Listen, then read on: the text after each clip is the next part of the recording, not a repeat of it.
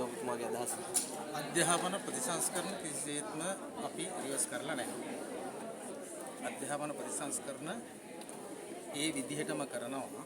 ඒක පිළිබඳ දෙගිඩියාවක් ගැටලුවක් නැහැ. මෙතන උනේ ඇත්තටම දැන් ඔය අධ්‍යාපන ප්‍රතිසංස්කරණ කියලා ගත්තේ විෂයමාලා කෑල්ලේ අර මොඩියුලයක් නේ. ඒතර අධ්‍යාපන ප්‍රතිසංස්කරණ කියන්නේ කුළුණු පහක් මත දිවෙන එක. ඒතර ඒකේ ප්‍රධාන කොටසක් තමයි විෂය මූල. ඒ කියන්නේ විෂයමාලා සංශෝධනය.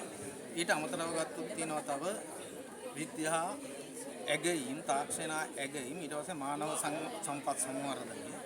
ඔය වගේ යටිතල පහසුකම් ඔය ගොඩක් දේවල් තියෙනවා. කියන්නේ මේකේ කුළුණු පහක් එක දුවන අධ්‍යාපන ප්‍රතිසංස්කරණයක් තියෙනවා.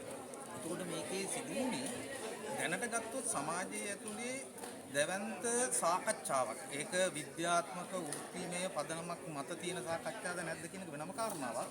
පොදුවේ ගත්තොත් අධ්‍යාපනය කියන අතිශය සංවේදී කාරණාවක්. ජනතාව මේකට එක්ක සම්බන්ධ වෙලා ඉන්නවා. ඒ නිසා මේ මොඩියුල සම්බන්ධ කාරණාව 6 වෙනි ශ්‍රේණියේ කාරණාව සම්බන්ධ එක විතරයි 2027ට ගිහිලා තියෙන්නේ.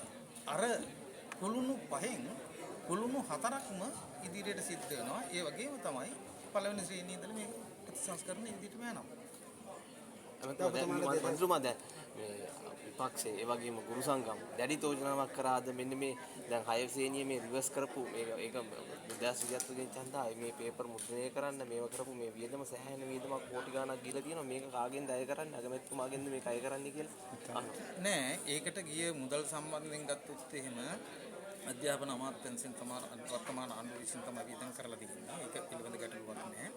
පොදුවේ ගත්තොත් මම කියන්නේ ඒක තමයි දැන් මේ අධ්‍යාපනය සඳහා වියදම් කරන 2027ට 2026ට 2025ට මෙහිම අවුරුදු මුදල් වෙන් වෙනවානේ. එතකොට මේ අධ්‍යාපන ප්‍රතිසංස්කරණ සඳහා මේක ඇත්තටම අධ්‍යාපන ප්‍රතිසංස්කරණ කියනකොටත් පැලියෙන් මේක අධ්‍යාපනයේ පරිවර්තනීය යුගයක් විදිහටනේ අපි හඳුන්වගෙන තියෙන්නේ. මොකද්ද සාමාන්‍ය ලෝකෙත් ඔයගොල්ලෝ දන්නවා සාමාන්‍යයෙන් අවුරුදු 8කට වත් අවම වශයෙන් ප්‍රතිසංස්කරණයක් කියනවා. දැන් අපේ රටේ අවුරුදු 10ක් ගිහිල්ලත් අධ්‍යාපන ප්‍රතිසංස්කරණයක් නැහැ.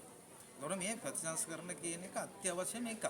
එතකොට මේකේ මුදල් නාස්ති වීමක් වෙලා නැහැ. අර මොඩියුල සම්බන්ධව එක මොඩියුලයක් නේ.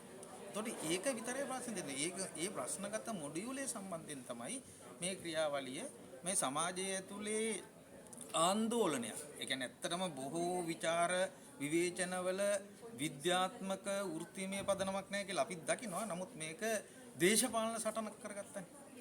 ඒ නිසාම තමයි මේ මොඩියුලය සම්බන්ධයෙන්